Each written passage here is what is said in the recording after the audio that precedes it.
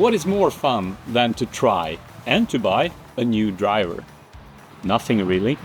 But where do you start the search for the perfect driver? What about right here? Today we're having a look at the new drivers of 2026. Join me and our expert Alex Wrigley for this episode of GolfTalk with Dormy.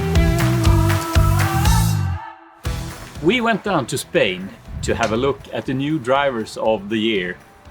To get some sun maybe. But here we are at Lo Romero and it's a rather chilly day. Some rain in the area as well. Yep. But still, I mean, it feels like home. Yeah. You know, this is a lovely British summer day. Wind chill about 9 degrees. So pretty perfect for our UK audience to see how the drivers perform. And still possible to test drivers, right? Absolutely. Yeah, and you've done it before. You tested them all. I've tested all of these extensively already. Yeah. And have a really good idea of, you know, what each driver has to offer this year.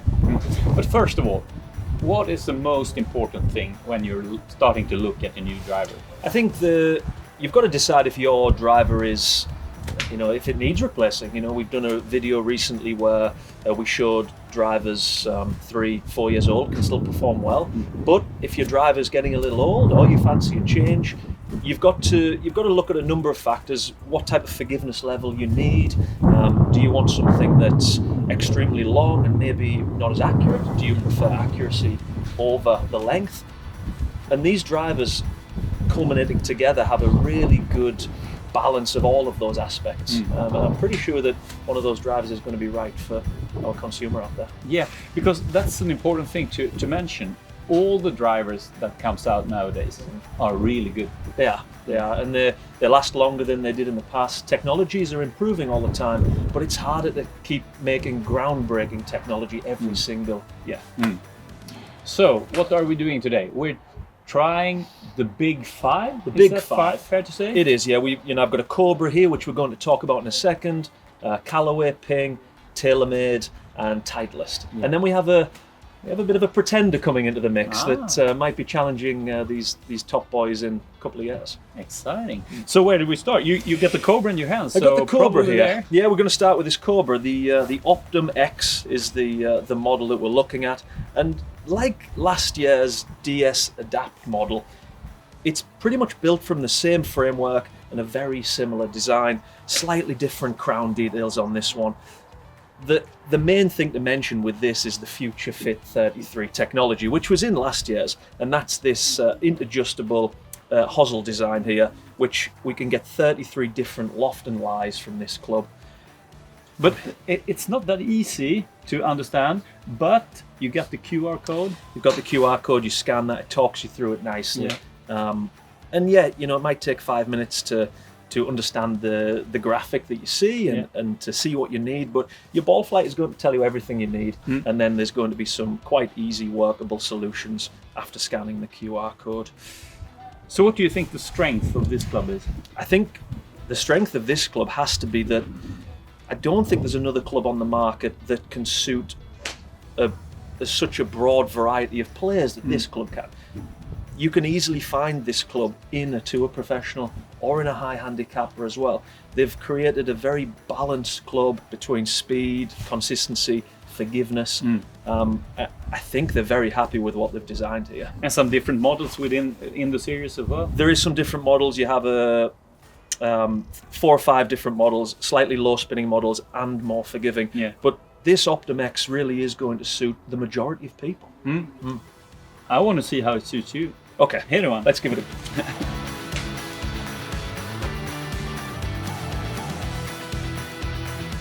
So what's your swing speed today, Alex? Swing speed today is a little bit decreased. I've got a few layers on, and there's quite a fresh wind.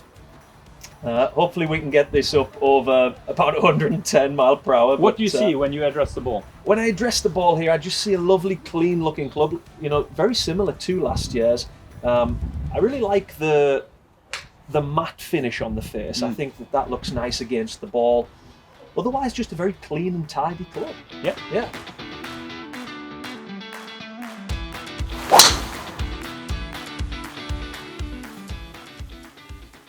I mean, that one there's, you know, hitting a little out the heel, still flying well, doesn't overspin too much.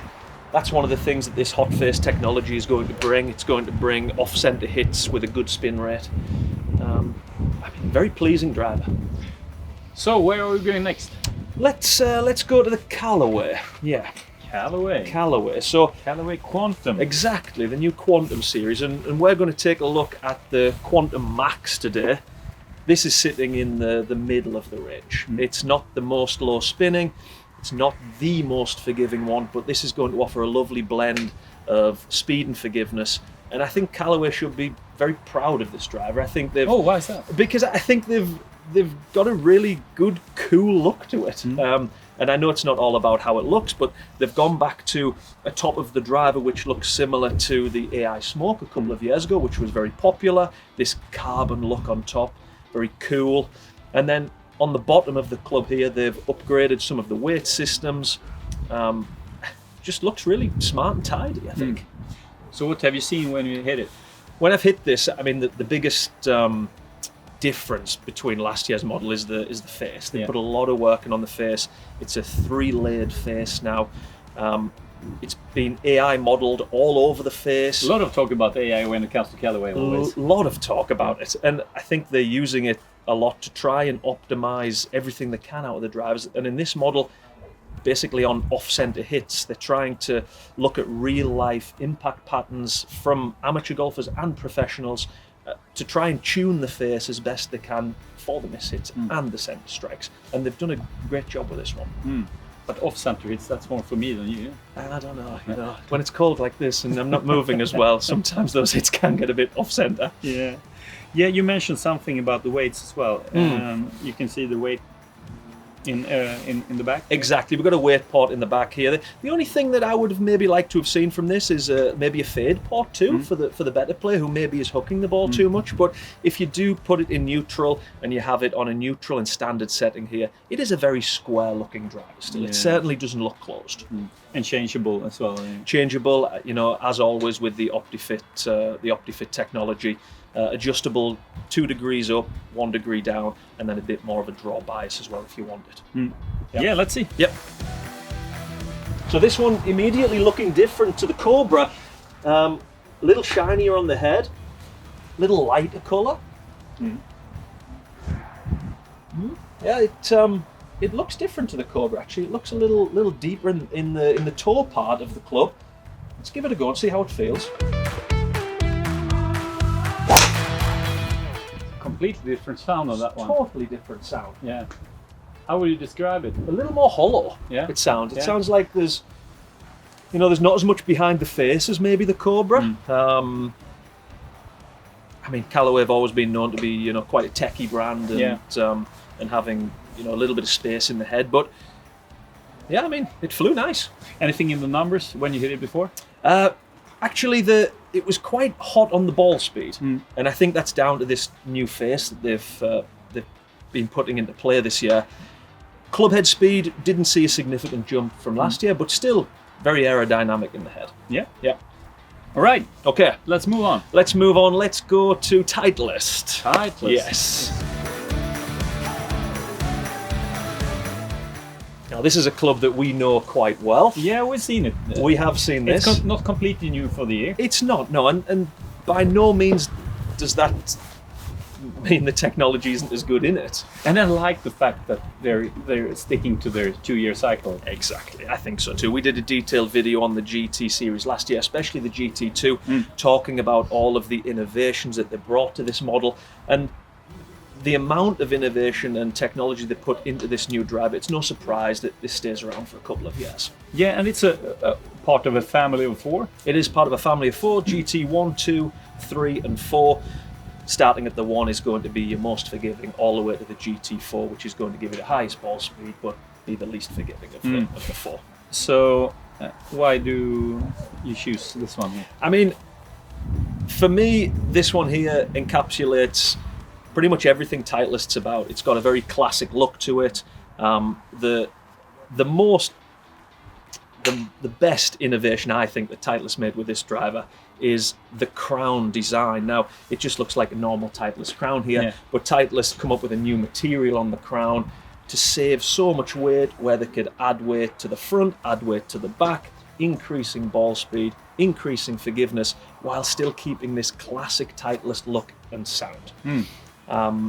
But if you were choosing a club for yourself, would you still be the GT2, or are you looking at 3 or maybe 4? You know, because you're a good golfer. Exactly. For me personally, I don't spin the ball an awful lot, so I'm looking for something that gives me a little more spin. Yeah. And the GT2 is going to give me that over the GT3 slightly, but I could hit the GT3 pretty good too, I think. Yeah. GT4 is, I don't play often enough to be using the GT4 these days, and off-centre hits with that one are going to be punished more than the GT2 and 3.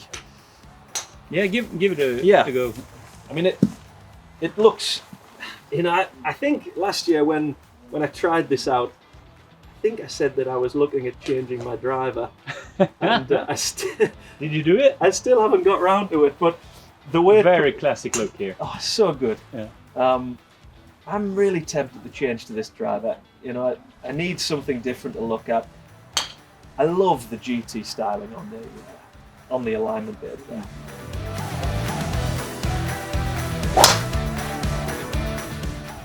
It just sounds so good off the face. Yeah, I can see that you like that one. Yeah, I do like this. I think I need to bite the bullet and maybe change my driver this year. Maybe. All right, maybe change it to number 4 then. Maybe, Because yeah. What's number 4? Number 4 is the TaylorMade. TaylorMade? Yeah. Qi4D. Qi4D. And And when we're talking about TaylorMade, Yeah. we're talking about high tech. We're talking about Rory McIlroy, we are. who's put this into play Yeah. at the start of 26. Yes, Nelly Korda's done it as well. she has. 2 of the best drivers in the game. Exactly. And I'm not surprised. TaylorMade have continued on nicely from the Qi35 here. I really like to see, and it reminds me of the old R7 quad that I got for Christmas years ago. I love to see these 4 interchangeable weights. TaylorMade are calling this the TAS, Trajectory Adjustment System. Basically, that means you've got so much more movability at the sole of the club, where you can optimize your ball flight and spin rate more than you could in the previous model.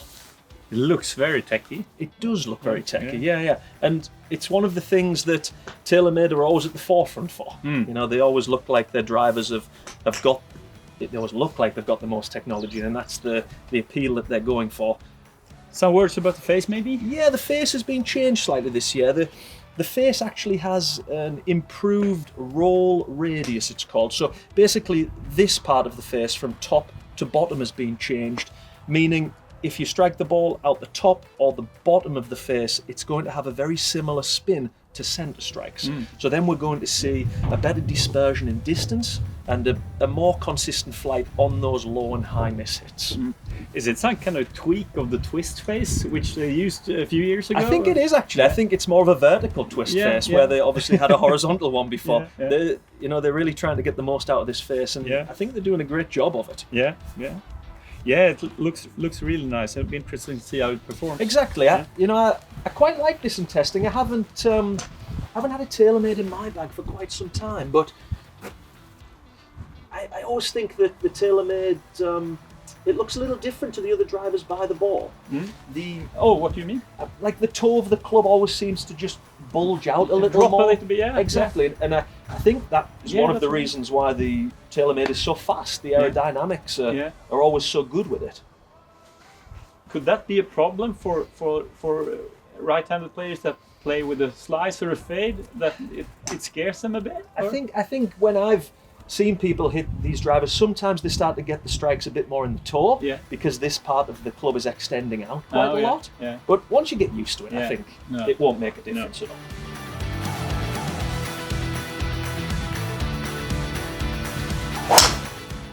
Ooh, sounded nice. Good strike, a nice little draw. They've really got the acoustics good there, actually. It sounded solid.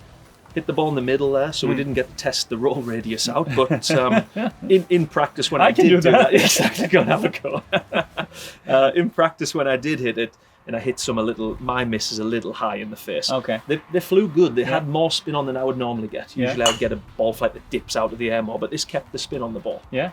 So, a favorite? It's a potential. Yeah. It's a potential, yeah. so far they're all quite good. Yeah. Yeah. Let's Cool. see what number 5 is like.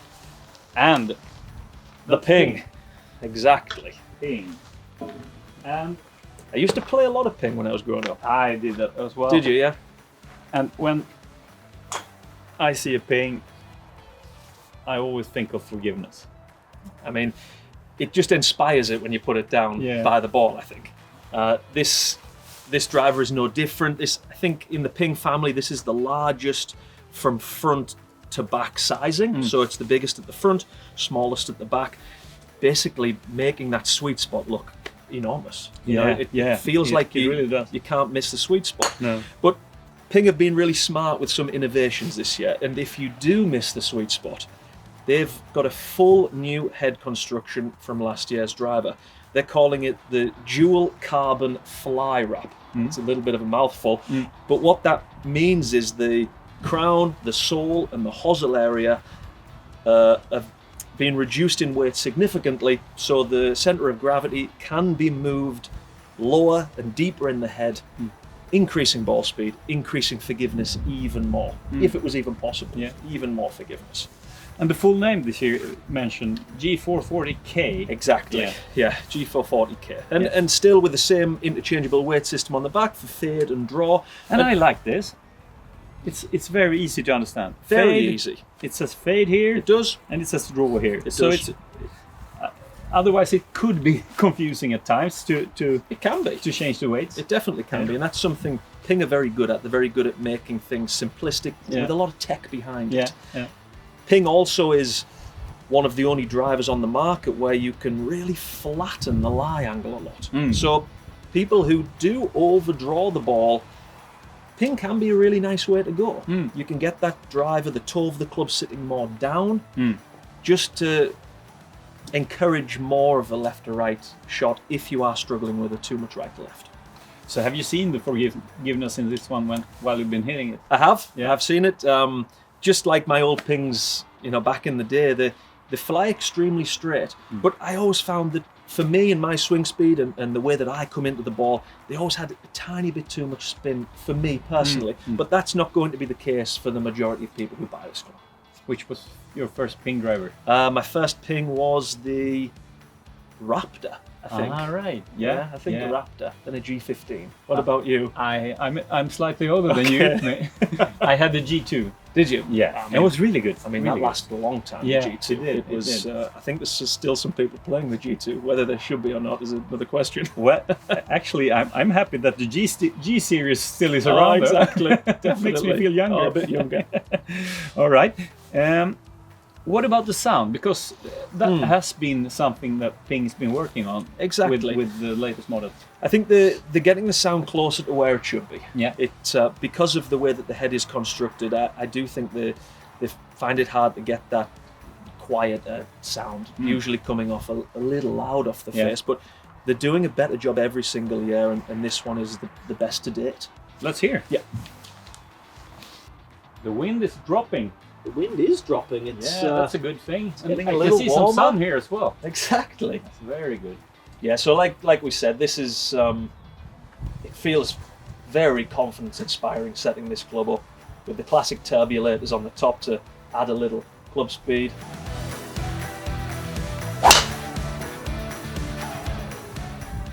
That wasn't your best. That was a another one. little low on the face there. Yeah.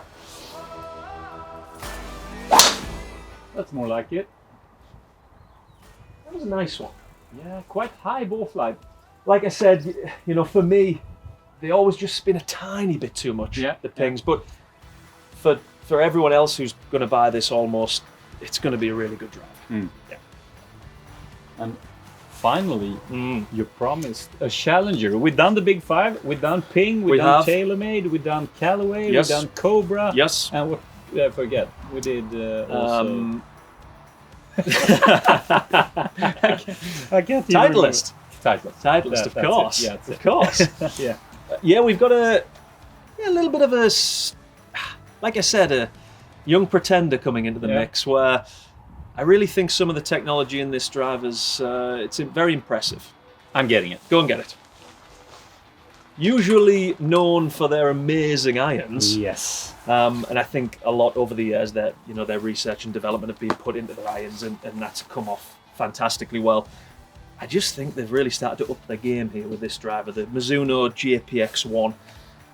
Lovely looking driver on the bottom here, very classically styled on the top, the classic deep blue Mizuno colour. I think it looks super nice at the dress as well. Looks really, really smart. Yeah. And then there's a world first here in the club face. This is the first ever nano alloy club face.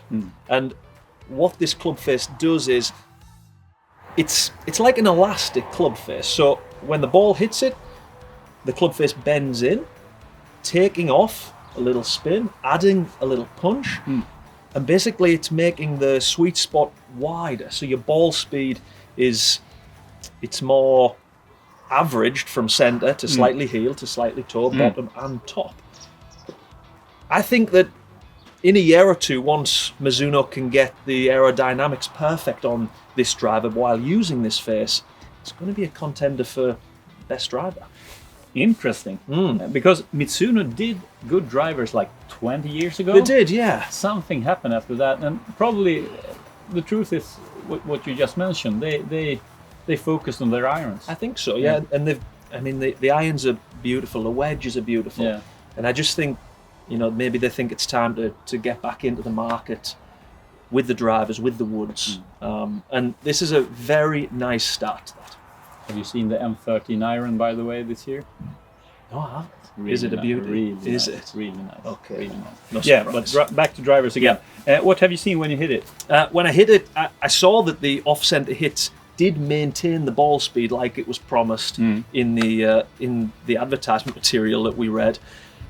The only thing I did see was the club speed. It wasn't quite as fast as some of the other ones. No. And that's why I just think the aerodynamics of the head, they're not perfect yet, but that will be sorted in the next year or two, and then this is going to be, it's going to be very good. Cool. Yeah, let's see it. Let's see it. Let's see a shot.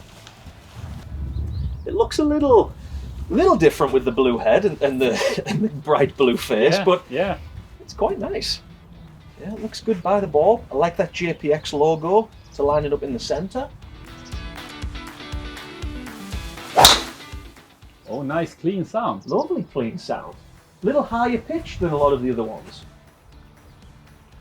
Yeah. Flew really nice. Good shot. Really Good nice. shot. Yeah, Mizuno JPX One. Yeah. Yeah, that's the word. Yeah. All right. 6 drivers. 6 drivers. Yeah. Any final words when it comes to selection? I just think that more and more these days it feels like manufacturers are going down their own route and finding their own solutions. So probably the drivers on the market now are the widest spread apart that they ever have been in technology and advancements. They're all pretty good. Yeah, but when you go and test them out, you're going to definitely find one that you like the most, you like the look of, you like the sound of, the performance is the best. I think they're worth trying, that's for sure.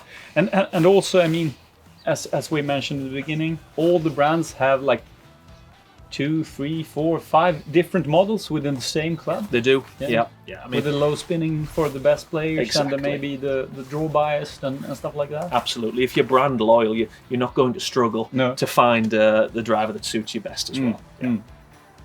Are you having a new driver this year, Alan? I mean, I hope so. Yeah. We'll see. I will. We'll see. My old one keeps performing well when I threaten to take it out the bag, but I think I'm going to do it. Yeah. Good. And if you are going to buy a new driver, I hope you enjoyed this episode of Golf Talk with Dormy. Join me and our expert Alex Wrigley next time. Thank you for watching.